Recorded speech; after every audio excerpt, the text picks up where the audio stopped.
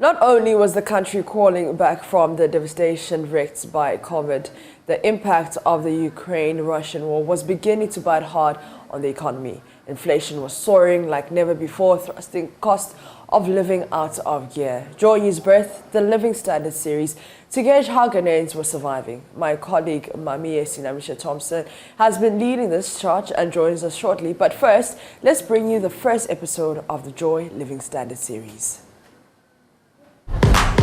You have to do some alongside your work.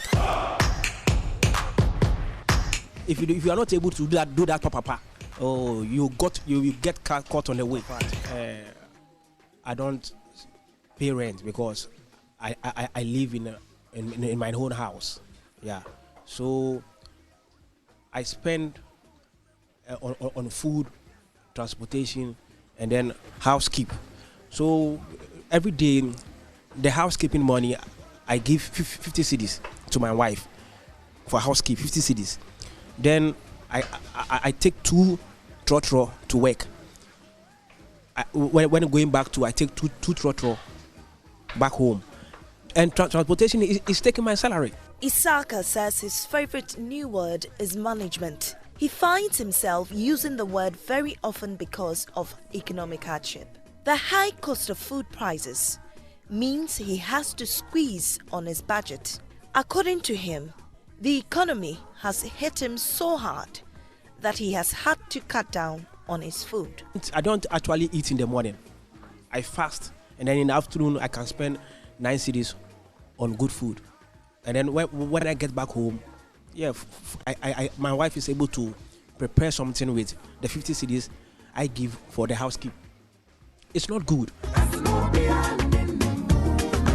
Food vendors bear the brunt of angry customers who accuse them of inflating the cost of food. But they explain that the steep rise in food prices is as a result of expensive groceries.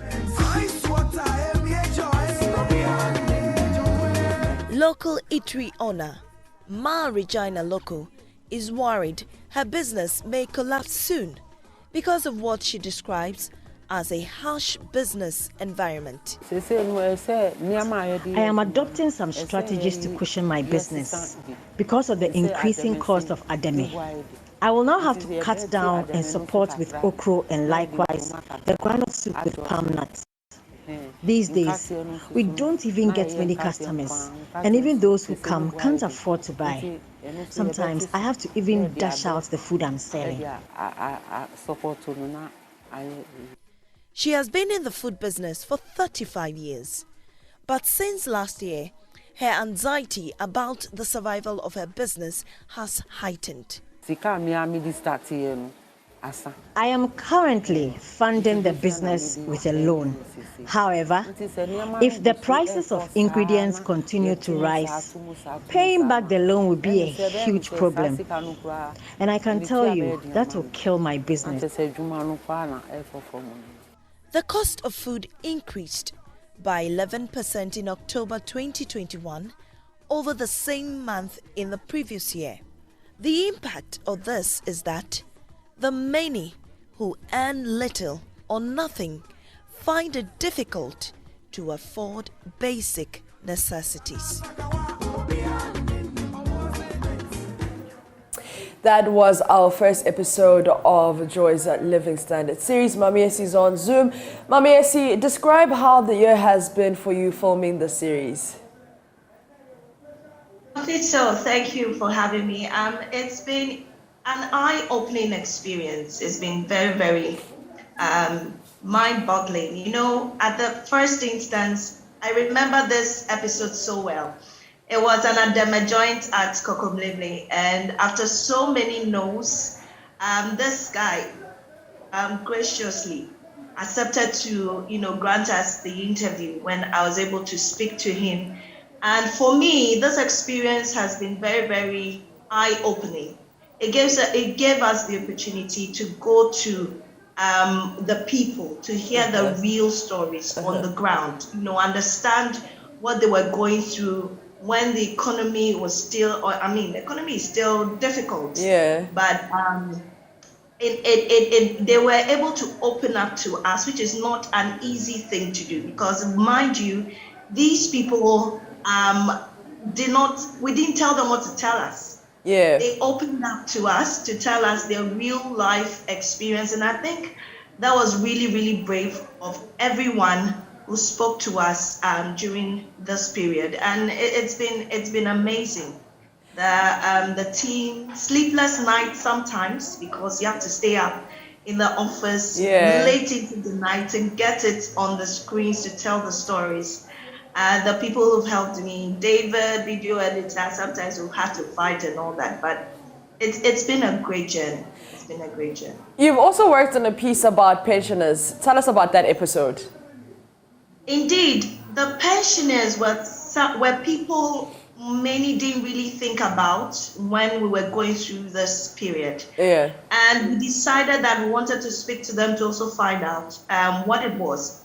I had the opportunity to speak to one lady and one gentleman the gentleman who is currently staking lotto to actually make ends meet. And this woman who retired from one of the printing companies had to also, depend on the benevolence of other people. Their pension monies coming in, which was the real real issue. Yeah. Exactly.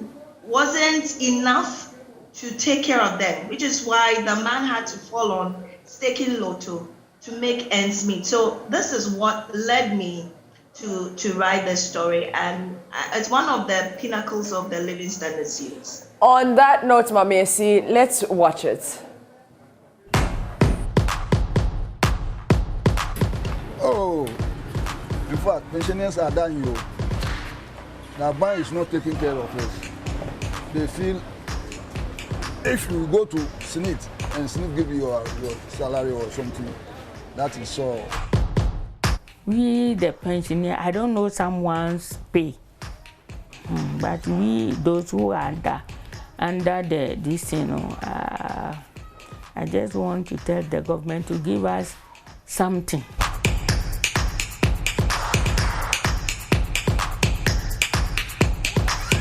Madam, what is this? 28. What is this? 58.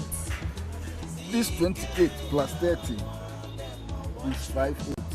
Yes. This 58 plus 30 is 88. Banker.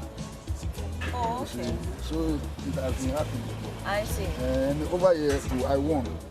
Being schooled in lotto staking by pensioner was one of the highlights of my day at Ablekuma Extension.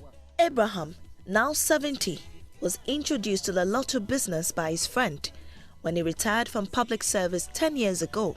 The game keeps him busy. You see, I will tell you the fact. If I'm able to stake 100 Ghana, my own inside the 100 Ghana is 30%. Which is how much? 30 Ghana.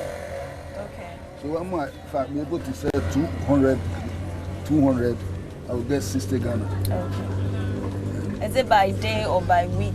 Oh, daily. Daily. If you can't sell it, you don't get it. Oh, okay.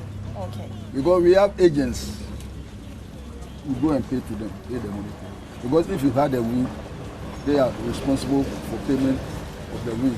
Before he retired in 2012, Abraham was an auditor with the New Times Corporation. His work took him around the country and sometimes foreign nations too. According to him, those were some of his best years. But after 20 years of service, his pension is nothing he had pictured it to be. Abraham now lives on a 700 Ghana cedi stipend from the Social Security and National Insurance Trust, SNET, a raise from an initial 200 cedis. This amount hardly takes care of his needs. He has to buy medications, pay his bills, and provide food for the home. The benevolence of loved ones is what keeps him going. I was feeling to look good, you see, but Is it the reality now? the situation is not the best. When Baku is 3 cities, 4 cities, Chinang, 6 cities. Oh, In fact, pensioners are dying. The bank is not taking care of us. They feel if you go to SNIT and SNIT give you your salary or something, that is so. The Social Security and National Insurance Trust has paid 230,729 pensioners 2.2 billion Ghana cedis as of August this year. Out of this number, 80% receive a pension of 1,500 Ghana cedis or less. It means the contribution records of these workers were significantly poor. Kofi bra. Wa kan na won to kan bi wo be ye wa so ye mra na edin. Vida, also 70 and retired, dedicates her time now to her grandchildren and church activities in Medina. Vida worked in the survey department for 40 years. While there, she was instrumental in producing maps in the printing department for survey works. At the time of retirement, she was earning about 600 cedis. And when I came at the first year, I was taking 200. So sometimes somebody will come and call us for decoration at the church. I don't charge them, but if I did for them, they used to give me something. Or there you see somebody will come and just give me, dash me, or something. From an initial 200 cedis, she now earns 900 cedis as a monthly stipend from SNIT. But that amount goes into rent, utility bills, food, and other expenses. Even though she would have preferred a better house, she has to live a frugal lifestyle to survive the tough times. Oh, I manage it, and I don't do the things that it will worries me. You see, when I came home, you see, I don't buy clothes. I don't buy some things that I have even put on my dress. I don't look someone's one that now is no. And those who I help them or look after them for clothes or some, they just come and give it to me. Abraham and Vida believe pensioners are the less thought about citizens in the nation. They want the government to increase their stipend while passing the aged bill. There is something in the office called aged bill.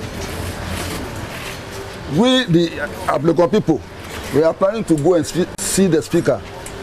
If none of the members can rise up and talk about it, they should talk about aged bill so that we shall also enjoy. The deduction that they took for the SNIT, that one they will give. So we, the pensioner, I don't know someone's pay, but we, those who are under this, I just want to tell the government to give us something.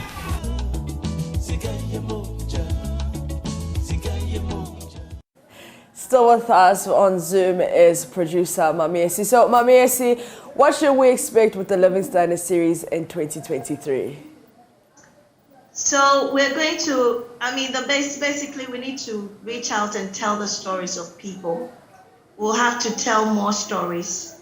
But then what we expect is that these stories will make meaningful decision changes in government, which will make life or living worth it whilst living in Ghana. Yeah. Government has started taking certain steps already of increasing the the base pay, or the forgive me, it just escaped me. Our living base rates. Yeah. Let me put it that way. Yeah.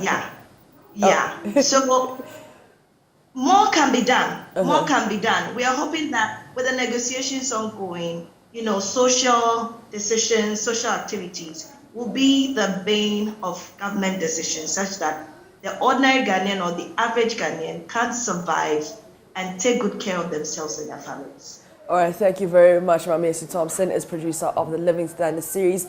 And if you're watching this and you want to share your story, you can send us a message on our Facebook page, or you can send Mamiesi Thompson a message on Facebook.